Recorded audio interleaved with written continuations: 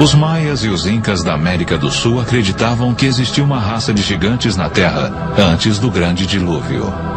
O mesmo se deu com muitas outras antigas civilizações.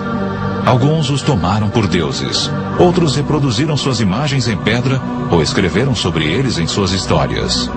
Os gregos e os romanos falaram de sangue que caiu do céu, indo regar o colo da deusa Gaia, gerando os titãs. Uma raça de temidos gigantes. De onde veio a noção de que antigos alienígenas visitaram a Terra no passado remoto? Eu fui educado em um colégio interno administrado por jesuítas. Em 3 anos, tínhamos de traduzir partes da Bíblia de um idioma para outro.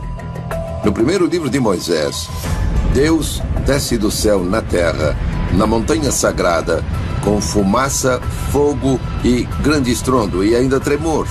E todos tinham medo. Foi o momento em que eu disse: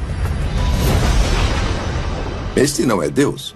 Do que é que nós estamos falando? Meu Deus não precisa de um veículo para se movimentar, que treme, faz fumaça e barulhos altos.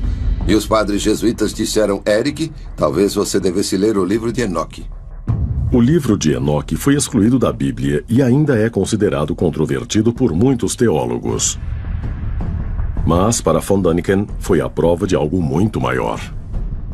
Diz que Enoque foi levado de nosso planeta Terra por Deus em uma carruagem de fogo.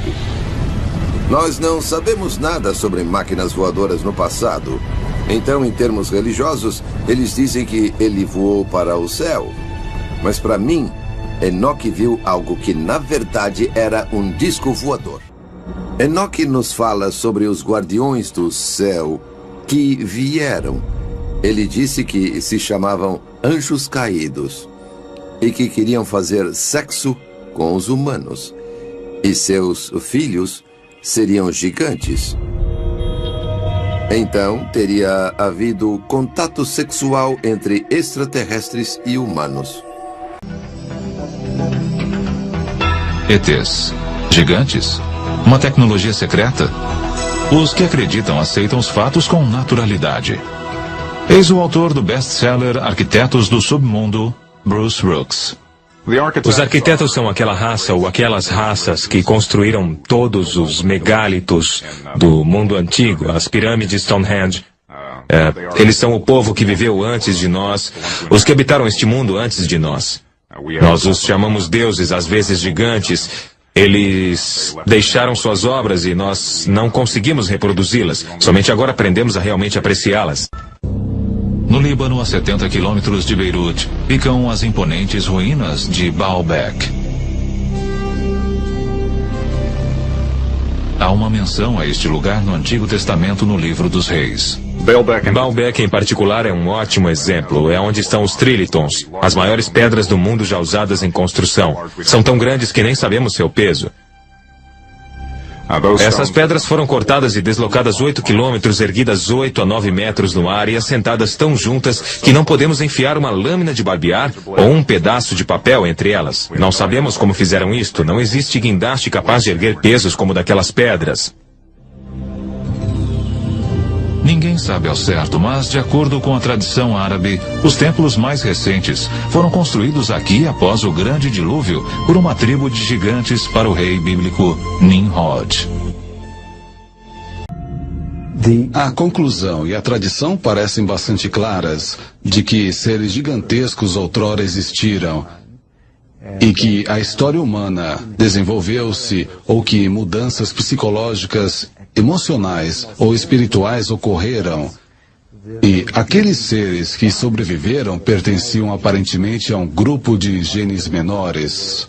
Porém, a possibilidade de que tenham existido outros segmentos da humanidade aparece de forma quase explícita na própria Bíblia. O livro dos Números diz que após vagar no deserto com seu povo, Moisés enviou batedores para encontrar um lugar onde pudessem se estabelecer. Os batedores foram para o norte, para Hebron. Se olharmos as Escrituras, havia gigantes na terra naqueles tempos. E se interpretarmos isso literalmente, em vez de simbolicamente, e simplesmente havia homens poderosos e com poderes extraordinários, então podemos afirmar que os primeiros homens, os primeiros humanos, eram gigantes. Podemos também teorizar que esses gigantes vieram de algum outro lugar e criaram na Terra uma colônia. Este conceito por si só é uma coisa surpreendente. Porém, um povo mais antigo que os israelitas acreditava exatamente na mesma coisa. Eles escreveram que os gigantes eram seres celestiais que vieram não da Terra, mas de outro planeta.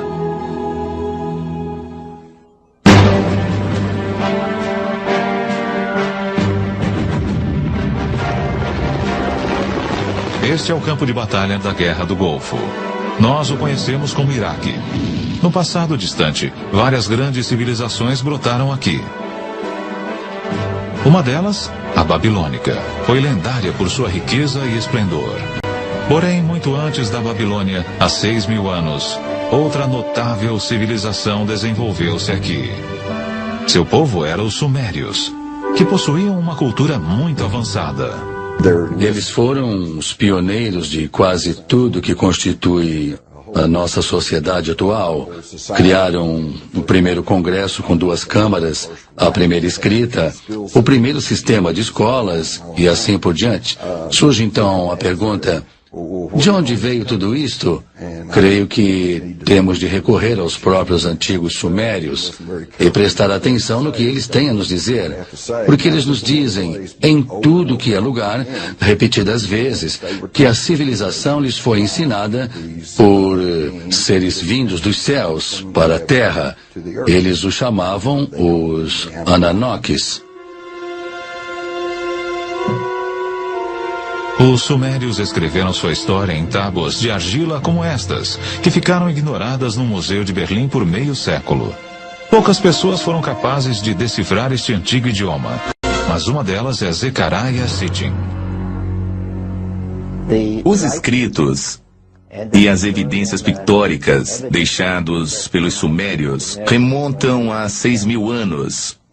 Falam e retratam um povo que veio de um outro planeta, que chamavam de Nibiru, e muitas das descrições o apresentam como sendo muito maior, pelo menos 1/3 maior do que a média dos seres humanos. Portanto, eram gigantes. Este lacre cilíndrico sumério de um museu de Berlim é surpreendente por várias razões. Primeiro, ele retrata nosso sistema solar com o Sol ao centro e os planetas espalhados em torno dele. Um fato não conhecido da ciência europeia até cerca de 300 anos atrás. Mostra também o planeta Urano, que nós só descobrimos em 1930. E, incrivelmente, existe um outro planeta que os sumérios chamavam de Nibiru, o que acreditavam ser o lugar de onde os Ananokes, ou gigantes celestiais, teriam vindo. Se observarmos estas 3 figuras retratadas aqui, parecem ser quase todas do mesmo tamanho. Mas, se prestarmos atenção, veremos que esta figura da divindade está sentada. E se calcularmos seu tamanho pela medida dos joelhos ao quadril, verificaremos que ela tem uns 3 metros de altura. É um daqueles que desceu dos céus para a terra. Os astrônomos em busca de sinais de vida extraterrestre prescrutam cada vez mais fundo o universo. Porém, talvez devessem estar procurando o tempo todo, mais perto de casa. Porque é no nosso próprio sistema solar que um misterioso objeto foi recentemente detectado perto de onde os sumérios assinalaram o local de seu planeta Nibiru, o lar dos Ananokes. Para os que acreditam, isto é uma prova convincente de que os gigantes celestiais são reais.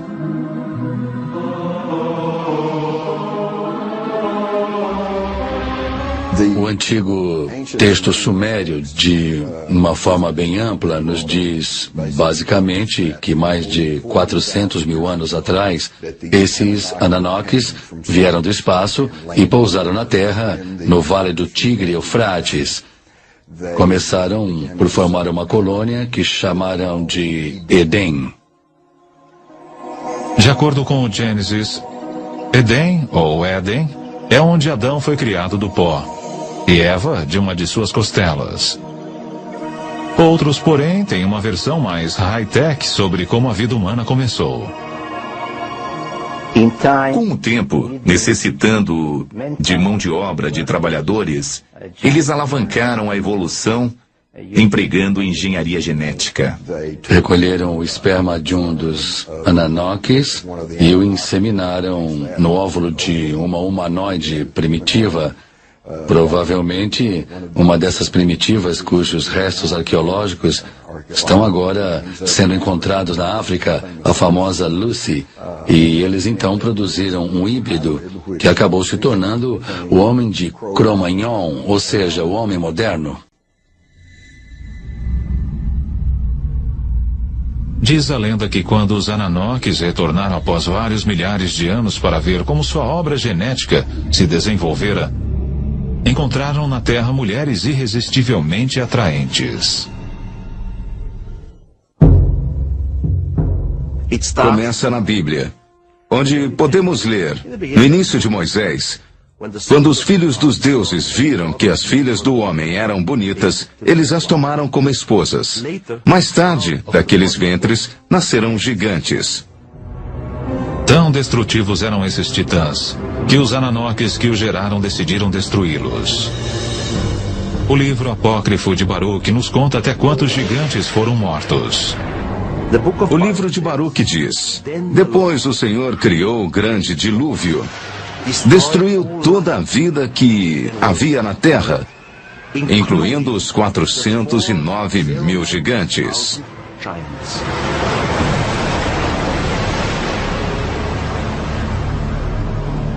De acordo com a história, alguns dos titãs sobreviveram.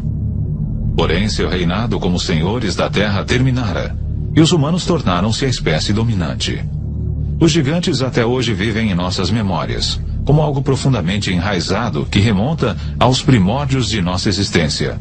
Para alguns, isto é bem mais do que simples lembranças.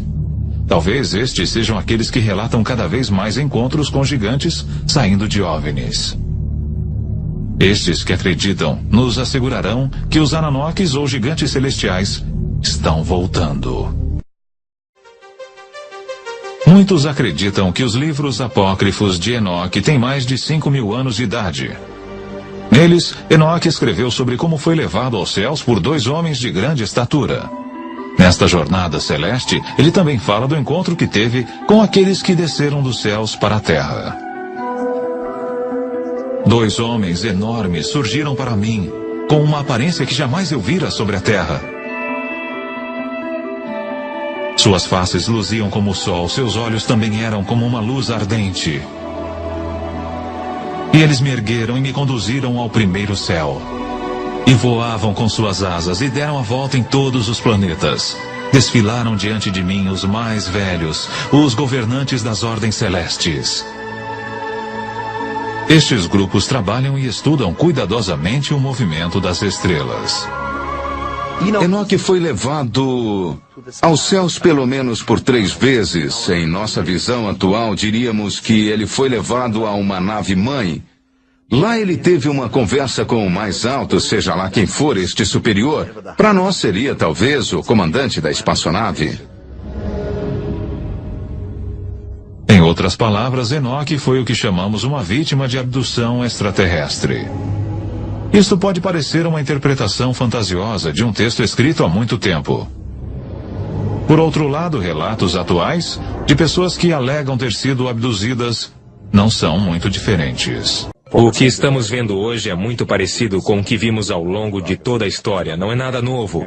Qualquer coisa relacionada com o fenômeno OVNI hoje é algo que sempre aconteceu. Pode ser encontrado na antiga mitologia de todas as partes do mundo.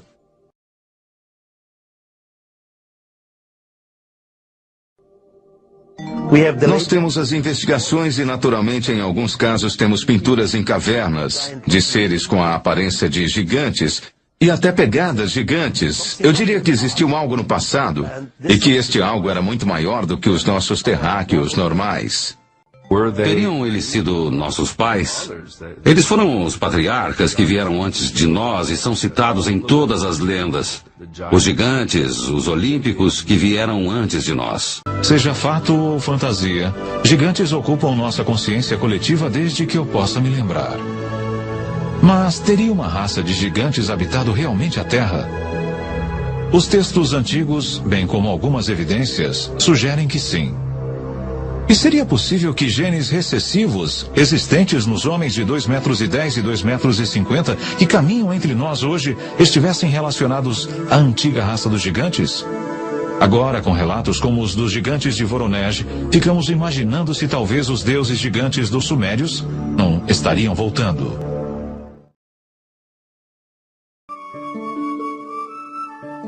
O principal deus fenício era Baal, ou Bali. O termo Baal refere-se, na verdade, a várias deusas da fertilidade dos cananeus e dos fenícios. Os cananeus eram essencialmente um povo agrícola que adorava uma variedade de deuses agrícolas e da fertilidade. Baal era o deus das tempestades e o deus da chuva. E, como deus da chuva, ele fertilizava o gado e os campos. Por exemplo, pois, através da chuva, o gado engordava. Aprendemos muito sobre esses deuses Baal em textos fenícios da cidade real de Ugarit. Esses textos nos deram uma imagem de Baal que, ironicamente, o retratam como tendo características muito parecidas com o Deus da Bíblia. Por exemplo, por ser o Deus das tempestades, Baal cavalga as nuvens. Exatamente como o Salmo 104 relata que Deus da Bíblia cavalga as nuvens e o vento. Baal, como Deus da Bíblia, era um juiz e garantia a justiça. Eu acho que esses paralelos sugerem que os antigos israelitas, sobretudo durante o século VIII e IX, lutaram muito no seu íntimo para decidirem a que Deus eles seriam leais. Mais tarde, os hebreus migraram para o que a Bíblia chama de terra do leite e do mel. Esta é a região conhecida como Canaã, Palestina e, desde 1948, Israel. Em meio ao tumulto dos séculos XII e XIII a.C., várias cartas hititas com escrita cuneiforme falam sobre um povo do Ocidente chamado Arriawans. Os egípcios os chamaram de Aquish, e Homero chamou-os de aqueus. A história chamou-os de gregos. Os gregos surgiram na Grécia por volta de 1600 a.C. São diferenciados de seus antecessores na Grécia, porque eles falavam grego e seus antecessores não. E adoravam deuses e deusas gregos, aqueles que conhecemos como Zeus, Hércules, Atena e outros. Eles se estabeleceram na Grécia por volta de 1600 a.C. e durante os 2 séculos seguintes tornaram-se muito poderosos e muito ricos. Grande parte desse poder e riqueza veio de sua habilidade militar, de saberem lutar contra invasores e guerrear como mercenários em outras terras, mas também enriqueceram com o comércio. Nesse ponto, eles se parecem muito com os fenícios, pois comercializavam no leste do Mediterrâneo e também no oeste. Sabemos que esses gregos da Idade do Bronze avançaram a oeste até a Itália, pois algumas de suas cerâmicas foram encontradas lá, assim como foram encontradas no leste. Os arqueólogos descobriram que os gregos da Idade do Bronze, também chamados de gregos micênicos, comercializaram e lutaram por toda a bacia mediterrânea. Eles se desenvolveram entre 1600 e 1200 a.C. e trouxeram seus tesouros e saques de volta às cidadelas de Micenas, Tirins, Tebas, Orcômenos e Pilos. Os gregos micênicos às vezes se ofereciam como mercenários no estrangeiro. Numa dessas aventuras, eles viram as grandes tumbas do Egito. Viram os rituais místicos egípcios na preparação dos mortos para o pós-vida. Impressionados com esses rituais, os gregos micênicos os adaptaram às suas próprias crenças.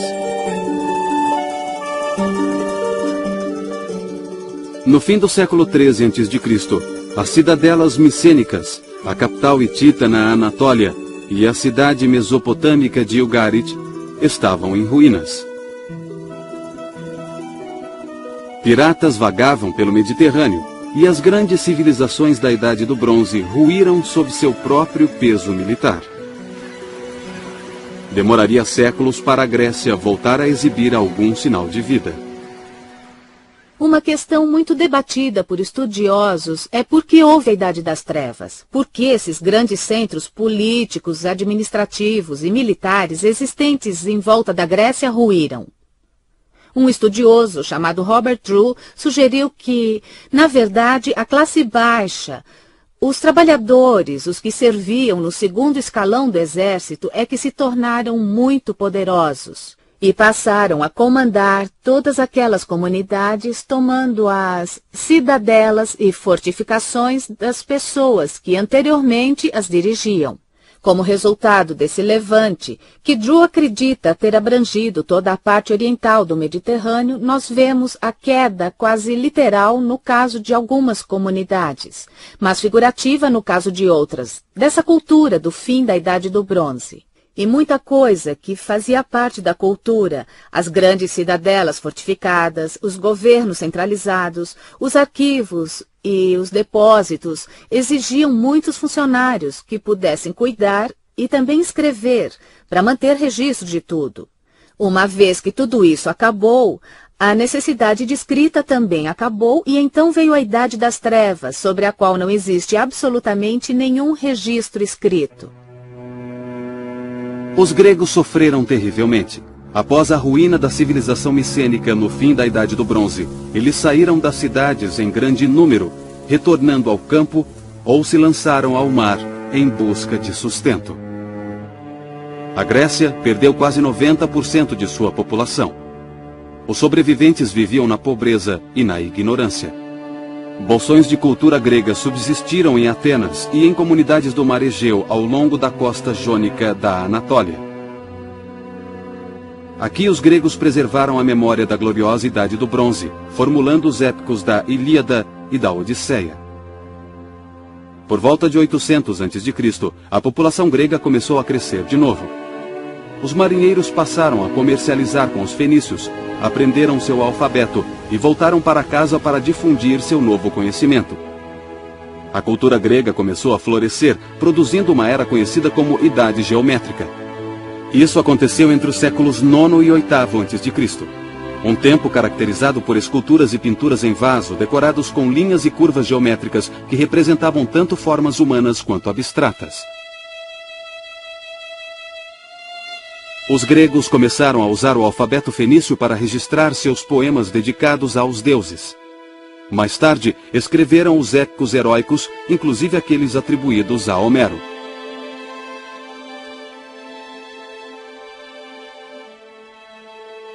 Embora as cidades-estados gregas fossem muito competitivas e belicosas, elas começaram a se reunir a cada 4 anos em santuários pan-helênicos recém-instituídos, que na verdade eram locais para reuniões nacionais. Aqui os gregos honravam seus deuses competindo entre si em disputas atléticas e poéticas. Tanto Hesíodo quanto Homero usaram seu aguçado intelecto grego para modificar e realçar antigos épicos que eram transmitidos oralmente desde a Idade do Bronze.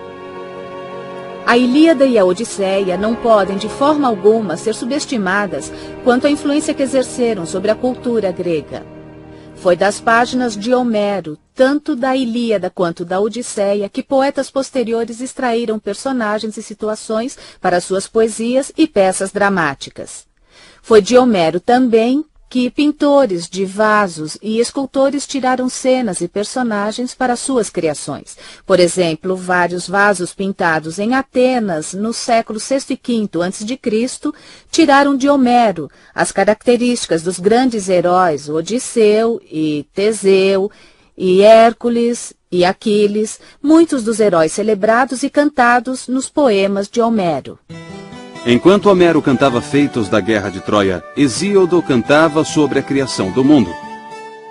Homero e Hesíodo preservaram assim as tradições religiosas da Idade do Bronze, reafirmando-as em termos que refletiam os avanços intelectuais de sua própria era. As divindades de origem grega incluíam Hera, deusa da fertilidade, do casamento e do parto, idolatrada na planície agrícola de Argos. Havia Deméter, a deusa da agricultura, que regia os ciclos anuais de colheita da vida e da morte. E Ártemis, deusa semelhante à mãe natureza, era idolatrada em Dilos e Éfeso, na Anatólia. Entre as divindades gregas de origem estrangeira estão Apolo, do norte, Afrodite, baseada em Ishtar, no leste, e o deus da tempestade, Zeus, derivado da cultura indo-europeia em geral. Cerca de um século depois de Homero, os atenienses, por volta de 600 a.C., reuniram estas e outras divindades num panteão canonizado de 12 deuses olímpicos. À medida que a cultura grega florescia, seus deuses se assemelhavam mais a criações de arte que a inspirações para a idolatria. Os gregos aprenderam a construir imensos templos de pedra com os egípcios. Mas esses templos não eram locais de reunião. Eram construções luxuosas para abrigar estátuas dos deuses. Os gregos decoravam os templos com colunas cuidadosamente esculpidas, esculturas tanto nas fachadas quanto nos fundos, e uma belíssima estátua no centro. Guiados pela arquitetura egípcia e um dom artístico inato, os gregos buscavam a pureza das linhas e forma. Eles encontraram o material perfeito para a construção de sua arte na própria casa, o mármore. Levou 1 ou 2 séculos para os gregos aperfeiçoarem a técnica com mármore. Então, os atenienses empregaram muita energia, dinheiro e habilidade artística para construir o que talvez seja o templo mais magnífico de todos os tempos, o Pártenon. No exterior dos 4 lados do Pártenon, esculturas em relevo glorificam Atenas e seus deuses. Por dentro, o Pártenon ficava envolvido na escuridão. Paredes de mármore maciço escondiam a colunata exterior, reduzindo muito o espaço interior. Aqui havia uma imensa estátua coberta de ouro e marfim, uma imagem que se elevava sobre os visitantes. Esta era Palas Atena, a deusa da sabedoria, cujo nome significava Atena, a Virgem. Palas Atena, cantarei a gloriosa deusa em cujos olhos a inventividade cintila, seu coração infatigável, poderosa dama, guardiã das cidades. Nesta e em outra canção, eu me lembrarei de você. O Pártenon era dedicado aos deuses, mas glorificava o homem através do talento artístico humano. Homero retratara os deuses como seres próximos e acessíveis que andavam e falavam nos campos de batalha de Troia. Para cada ação humana importante, havia uma ação divina paralela. Mas esses deuses já não satisfaziam as necessidades da vida democrática dos atenienses. Os gregos começaram a procurar respostas não mais nos deuses, mas sim na filosofia.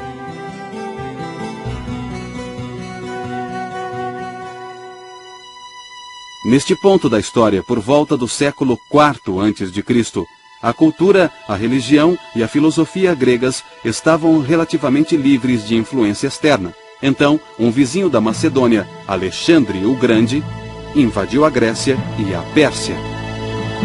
O pai de Alexandre, Filipe, tinha decidido criar seu filho para ser rei.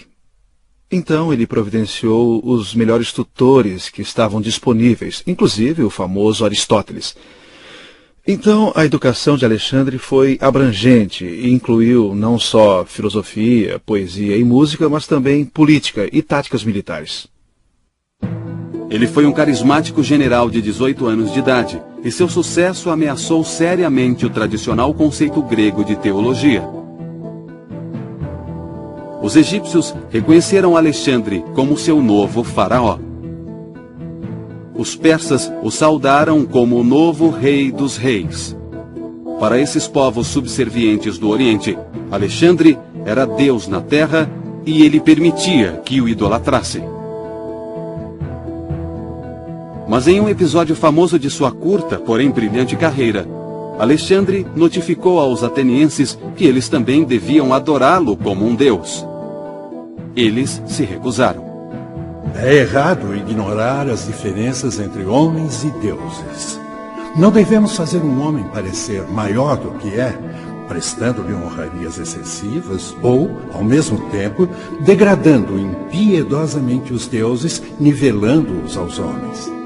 Ainda assim, a ambição divina de Alexandre foi a primeira de várias intromissões teológicas orientais que o mundo greco-romano sofreu. Alexandre morreu na Babilônia prematuramente aos 33 anos. A esta altura, as civilizações gregas do leste do Mediterrâneo já estavam bastante cosmopolitas. Mais de uma dúzia de cidades chamadas Alexandria salpicavam o Mediterrâneo no Oriente Próximo. Cada uma tinha seu próprio símbolo da cultura grega, normalmente um teatro ou um estádio. A mais importante dessas cidades ficava no Egito. Aqui, as vitórias de Alexandre deram origem a um novo tipo de templo dedicado às artes e às ciências. Eles o chamavam de Museion, ou museu, porque era dedicado às 9 musas, as deusas das artes. Esse templo das musas abrigava uma biblioteca, uma das primeiras bibliotecas em grande escala que nós conhecemos da antiguidade. Nessa biblioteca trabalhavam muitos eruditos, iguais aos universitários e estudiosos de hoje. Eles copiavam, estudavam e comentavam obras literárias antigas, inclusive os poemas de Homero e poemas escritos no século V, no auge do período clássico ateniense. Esses eruditos estudavam essas obras na biblioteca de Alexandria. Eles as catalogavam, as organizavam e escreviam nas margens dos livros. E essa biblioteca passou a ser um grande centro erudito. Porém, uma nova subcultura se enraizava na península, hoje chamada de Itália.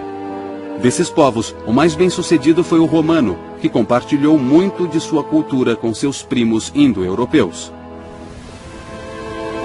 Eles adoravam um poderoso deus da tempestade. Na língua indo-europeia original, o nome do deus da tempestade era Diaos. Em grego, pronunciava-se Zeus. E em latim, Io.